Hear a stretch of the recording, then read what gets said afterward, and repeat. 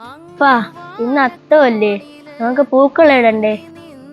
അത്താൻ തൊട്ട് 10 ദിവസം പൂക്കളയിട്ടാ തിരുവോണത്തിന്റെ അന്ന് മാവേലി വരുമെന്ന് പാട്ടിമ്മ പറഞ്ഞിട്ടുണ്ട്. മക്കളെ, എല്ലാ വർഷവും പൂക്കളായിട്ട് മാവേലിയെ കാത്തിരിക്കാൻ നമ്മോടൊപ്പം പാട്ടിയമ്മ ഉണ്ടായിരുന്നു. ഈ വർഷം പാട്ടിയമ്മ ഇല്ലല്ലോടാ, നമുക്ക് പൂക്കളം വേണ്ട. എനിക്ക് ഓർമ്മ വെച്ച നാളെ മുതൽ പൂക്കളിടാൻ പാട്ടിയമ്മ ഉണ്ടായിരുന്നു. ഇത്തവണ പൂക്കളിടാതിരുന്ന പാട്ടിയമ്മയ്ക്ക് വിഷമാവൂലേ? അതുകൊണ്ട് നമുക്ക് പൂക്കളിടണം പപ്പാ. ഈ പാട്ടിയമ്മ തന്നെടാ പപ്പയെയും പൂക്കളിടാൻ പഠിപ്പിച്ചത്. പപ്പാ, ഇത്തവണ നമുക്ക് എന്തായാലും പൂക്കളിടണം. മാവേലി തിരുവോണത്തിന് വരുമ്പോഴേ കൂടെ പാട്ടിയമ്മ വരും. പാട്ടിയമ്മയ്ക്ക് എന്ത് സന്തോഷമാകുമെന്ന് അറിയാമോ?